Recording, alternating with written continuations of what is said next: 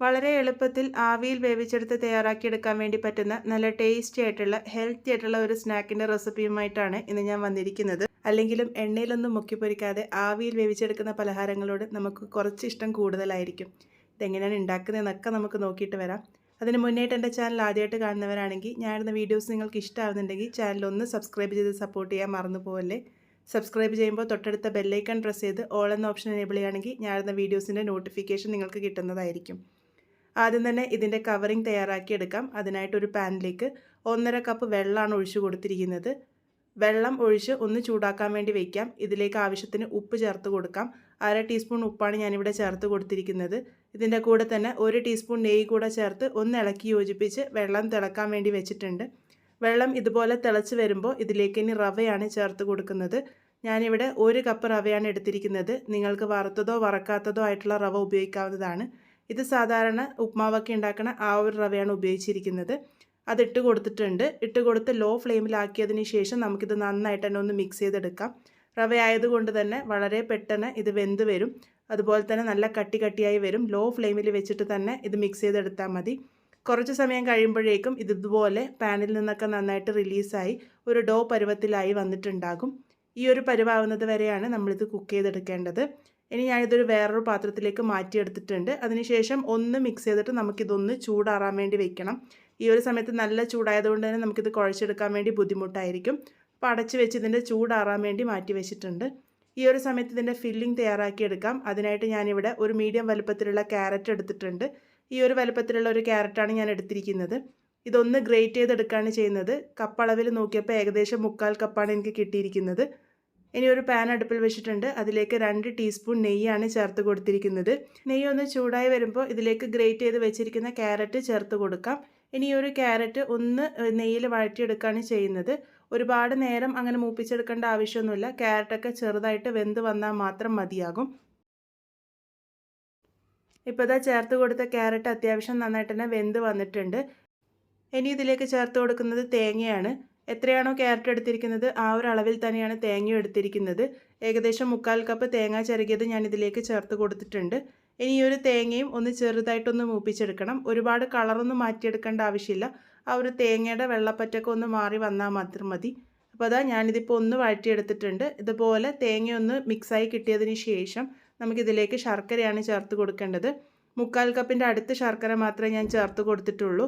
അത് നിങ്ങളുടെ മധുരത്തിന് പാകത്തിന് മാത്രം ചേർത്ത് കൊടുത്താൽ മതി. ചിലവർക്ക് മധുരം കൂടുതൽ ഇഷ്ടമായിരിക്കും. അല്ല കുറവ് മതിയെങ്കിൽ അങ്ങനെ ചേർത്ത് കൊടുത്താലും മതിയാകും. ഇതൊരു മിതമായിട്ടുള്ള മധുരം മാത്രമേ കാണുള്ളൂ. ഞാൻ ചേർത്ത് കൊടുത്ത ശർക്കരയിൽ മണ്ണും തരികളൊന്നും ഇല്ലയെന്ന് ഉറപ്പുള്ളത് കൊണ്ട് തന്നെ ഞാൻ ഡയറക്റ്റായിട്ടാണ് ചേർത്ത് കൊടുത്തിരിക്കുന്നത്. അതിനുശേഷം ഒരു 2 ടേബിൾ സ്പൂൺ വെള്ളം കൂടെ ഒഴിച്ച് കൊടുത്തിട്ടുണ്ട്. അഥവാ നിങ്ങൾ ഉപയോഗിക്കുന്ന ശർക്കരയിൽ അഴുക്കുണ്ടെന്ന് തോന്നുന്നുണ്ടെങ്കിൽ ശർക്കര പാനിയാക്കിയതിന് ശേഷം ഒന്ന് അരിച്ചെടുത്താൽ മതി. ശർക്കര പാനിയാക്കുമ്പോൾ ഒരുപാട് വെള്ളം ചേർത്ത് കൊടുക്കണ്ട. കുറച്ച് വെള്ളം ചേർത്ത് ശർക്കര പാനിയാക്കി അരിച്ച് ചേർത്ത് കൊടുക്കാം. ഇപ്പം ഞാൻ ശർക്കര ചേർത്ത് കൊടുത്ത് ലോ ഫ്ലെയിമിലാക്കി നല്ല പോലെ തന്നെ ഒന്ന് മിക്സ് ചെയ്തെടുക്കുന്നുണ്ട്. ശർക്കര ചേർത്തുണ്ടാക്കുന്ന പലഹാരങ്ങളിൽ നമ്മൾ 1 ടീസ്പൂൺ പഞ്ചസാര കൂടെ ചേർക്കുകയാണെങ്കിൽ ആ ഒരു ശർക്കര കഴിക്കുമ്പോൾ ആ ഒരു മടുപ്പ് മാറിക്കിട്ടാൻ വേണ്ടി സഹായിക്കും.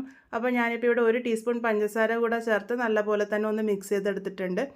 ഇനി ഈ ഒരു ശർക്കരയും തേങ്ങയും ക്യാരറ്റൊക്കെ നന്നായിട്ടൊന്ന് യോജിച്ച് വന്നതിന് ശേഷം ഇതിലേക്ക് ഒരു 1/4 ടീസ്പൂൺ ഏലക്കാപ്പൊടി കൂടെ ചേർത്ത് കൊടുക്കുന്നുണ്ട്. ഇത് ഏറ്റവും അവസാനമായിട്ട് മാത്രം ചേർത്ത് കൊടുത്താൽ മതി. അതിനുശേഷം നല്ലപോലെ തന്നെ ഒന്ന് മിക്സ് ചെയ്തെടുക്കാം. ഇതുപോലെ വറ്റി വരുന്നത് വരെയാണ് ഇതൊന്ന് മിക്സ് ചെയ്തെടുക്കേണ്ടത്. ഇതിപ്പോൾ പാകത്തിന് റെഡി ആയിട്ടുണ്ട്. ഒരുപാട് വെള്ളപ്പറ്റോടുകൂടി എടുക്കരുത്. ഈ ഒരു പാകത്തിനായി വന്നതിന് ശേഷം നമുക്കിത് മാറ്റി വയ്ക്കാം. ഈ ഒരു ഫില്ലിംഗ് തയ്യാറാക്കിയെടുക്കുന്ന അത്രയും സമയം റവയുടെ കൂട്ട് അവിടെ റെസ്റ്റ് ചെയ്യുമായിരുന്നു. ഇപ്പോൾ ചൂടൊക്കെ ഒരല്പം മാറി വന്നിട്ടുണ്ട്. നല്ല പോലെ തന്നെ നമുക്കിത് കൈ ഉപയോഗിച്ച് ഒന്ന് നീഡ് ചെയ്തെടുക്കാം.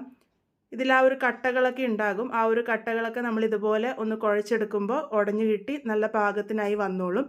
ഇതുപോലെ മിക്സ് ചെയ്തെടുത്തതിന് ശേഷം ഇനി ഇതിലേക്ക് ഒരു 1/2 കപ്പ് ഗ്രേറ്റ് ചെയ്തിരിക്കുന്ന ക്യാരറ്റാണ് ചേർത്ത് കൊടുക്കുന്നത്. ക്യാരറ്റ് ഇതുപോലെ ഗ്രേറ്റ് ചെയ്ത് ചേർത്ത് കൊടുക്കുന്നതായിരിക്കും നല്ലത്. നമ്മൾ കട്ട് ചെയ്യുമ്പോൾ ഒരല്പം കനത്തിലായിരിക്കും ഉണ്ടാകുക.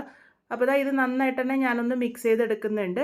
നിങ്ങൾക്ക് ക്യാരറ്റ് വേണ്ടാന്നുണ്ടെങ്കിൽ ഇത് ഒഴിവാക്കിയിട്ട് വേണമെങ്കിലും തയ്യാറാക്കി എടുക്കാവുന്നതാണ്. ക്യാരറ്റും കൂടെ വരുമ്പോൾ രുചി ഒന്നും കൂടെ കൂടും. അപ്പോൾ ഇത് നന്നായിട്ട് തന്നെ ഞാനിവിടെ കുഴച്ചെടുത്തിട്ടുണ്ട്. നല്ല സോഫ്റ്റ് ആയിട്ടുള്ള കൂട്ട് ഇവിടെ റെഡിയായി കിട്ടിയിട്ടുണ്ട്.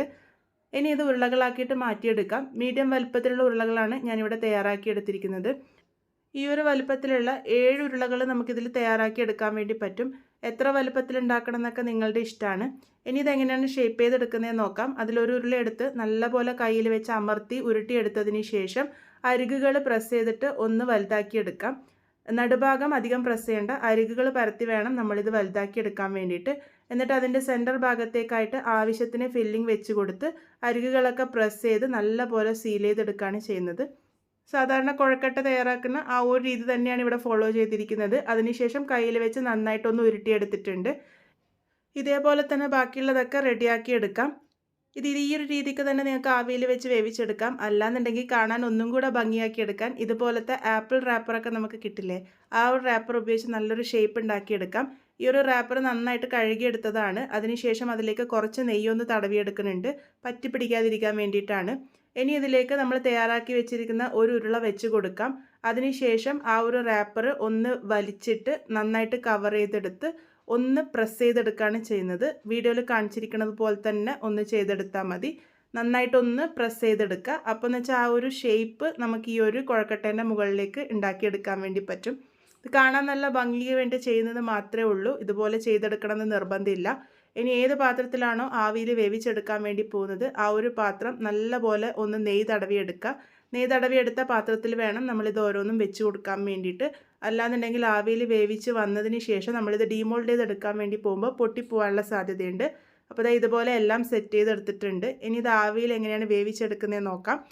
അതിനായിട്ട് സ്റ്റീമറിൽ കുറച്ച് വെള്ളമൊഴിച്ച് നേരത്തെ ആവി വരാൻ വേണ്ടി വെച്ചിരുന്നു. ആവി നല്ലപോലെ വന്നതിന് ശേഷം ഈ ഒരു പാത്രം ഇതിലേക്ക് ഇറക്കി വെച്ച് കൊടുക്കാം. അതിനുശേഷം അടച്ച് വെച്ച് കൊടുത്ത് മീഡിയം ഫ്ലെയിമിൽ ഏകദേശം 15 മിനിറ്റ് നേരമാണ് ഇത് ആവി കയറ്റി എടുത്തിരിക്കുന്നത്. ഇപ്പോൾ ഇത് ഏകദേശം 15 മിനിറ്റ് നേരത്തോളം ഞാനിവിടെ നല്ല പോലെ തന്നെ ആവി കയറ്റി എടുത്തിട്ടുണ്ട്. നന്നായിട്ട് വെന്തൊക്കെ കിട്ടിയിട്ടുണ്ട്. ഈ ഒരു പാത്രം ഒന്ന് ഇറക്കി വെച്ച് കൊടുക്കാം. അതിനുശേഷം ഇത് ചൂടാറി വന്നതിന് ശേഷം വേണം ഡീമോൾഡ് ചെയ്തെടുക്കാൻ വേണ്ടിയിട്ട്. ചൂടോടുകൂടി ഡീമോൾഡ് ചെയ്തെടുക്കാൻ വേണ്ടി പോയാലും അടിഭാഗം പറ്റിപ്പിടിക്കാനുള്ള സാധ്യതയുണ്ട്. റവയും ക്യാരറ്റും തേങ്ങയൊക്കെ ഉപയോഗിച്ച് വളരെ ടേസ്റ്റി ആയിട്ട് ഉണ്ടാക്കിയെടുക്കാൻ വേണ്ടി പറ്റിയ നല്ലൊരു പലഹാരത്തിൻ്റെ റെസിപ്പിയാണ് ഇന്ന് കാണിച്ചു തന്നിരിക്കുന്നത്. നല്ല സോഫ്റ്റ് ആയിട്ടാണ് ഇരിക്കുക. ഉള്ളിലത്തെ ഫില്ലിങ് നല്ല ജ്യൂസി ആയിട്ടാണ് ഉണ്ടാകുക. ഈസി ആയിട്ട് തയ്യാറാക്കിയെടുക്കാൻ വേണ്ടി പറ്റുന്ന ഈ ഒരു പലഹാരം ഈവനിങ് സ്നാക്കായിട്ടും അതുപോലെ തന്നെ നോമ്പ് തുറക്കും ഒക്കെ ട്രൈ ചെയ്ത് നോക്കാവുന്നതാണ്. ട്രൈ ചെയ്ത് ഫീഡ്ബാക്സ് ഒക്കെ പറയാൻ വേണ്ടി മറക്കരുത്. വീണ്ടും ഒരു നല്ല റെസിപ്പിയുമായി കാണാം.